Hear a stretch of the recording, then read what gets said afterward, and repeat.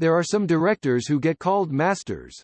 Usually it's the directors of live-action films who get that title. If you ask me to name a few people in animation who get that title, I think the unanimous choice would be Hayao Miyazaki. He was retired at one point, but he came back with How to Train Your Dragon. Any director gets older and their work gets deeper over time. In the past, I've enjoyed watching Conan the Barbarian and various anime since then. Hayao Miyazaki is now 82 years old. It's natural for me to talk about the world, and the world is still Japan's best when it comes to animation. There's no denying that, and Hayao Miyazaki has been a major force in Japanese animation. The art style still looks more like the past than the latest trends.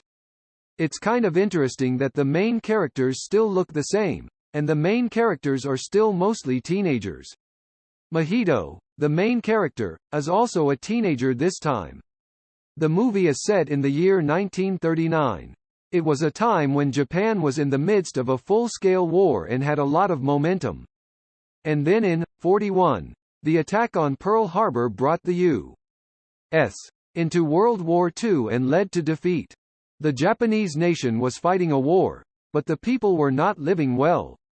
The rich may have had a good life, but it was harder and harder for them to make ends meet as they had to buy war materials. So, you have to ask, was Japan's imperialism for the good of the people? I don't think I've ever seen a movie directed by Hayao Miyazaki where the year is actually revealed. I don't think the year was ever shown, even though it was full of Japanese culture and design. I think people usually figure out the intention by looking at the work, but obviously he chose World War II as the year for a reason. And I think it's related to the title. The world is becoming more and more closed. It wasn't that long ago that we were all woven into this huge value chain with neoliberalism. Now it seems like we've moved into an era of every man for himself. We've been victimized by other countries and people. I don't know if this idea is accurate, but I think it's politically motivated. As this is happening, each country is becoming more selfish, and they are fighting wars for their own interests. They say it's for their own interests, but is it really for the people? What kind of people are in favor of war? In my opinion, very few people are in favor of it. I think it's best not to go to war, and I think it's best for both sides to lose as little as possible so that it doesn't come to that. And I think that's what I'm trying to say in the movie. Mahito loses his mom, who works at the hospital, in a fire. He runs there himself, but it's already a big fire, so it's hard to save his mom. He goes with his dad to the countryside, not Tokyo, where he meets his stepmother, who's pregnant with his brother. His dad is too busy at the factory. The factory makes parts for airplanes. In short, it's a factory that makes munitions to win wars. In the place where Mahito is supposed to live, there is a secret house. For some reason, the way in is blocked. Strangely, a heron keeps hovering around Mahito, which bothers him. The heron even talks to him. At the school he's transferred to, kids tease him and get into big fights.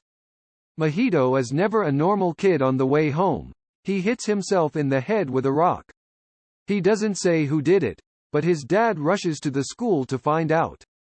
He goes to the school and makes a donation, which shows the kind of person Mahito is, and on the first day of school, he purposely takes Mahito by car.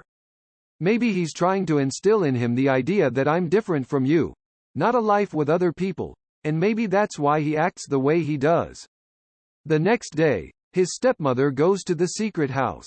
Mahito risks going inside to find his stepmother. From there, a full-blown fantasy and journey unfolds. Mahito is only an elementary school student, but he doesn't hesitate to go out and find his stepmother. This brings us to the last part of the story, which is about evil. Mahito is driven solely by the idea of saving his stepmother, no matter what. He doesn't harm anyone in the process. He does what he believes is right, no matter what it takes, and that's to go to the celestial realm, presumably. The Parrot King does whatever it takes to get the justice he believes in. And that world falls apart because of that. Is there any justice that doesn't take into account others? Is it okay to trample on others in the name of justice? The movie is less about the individual and more about the larger discourse.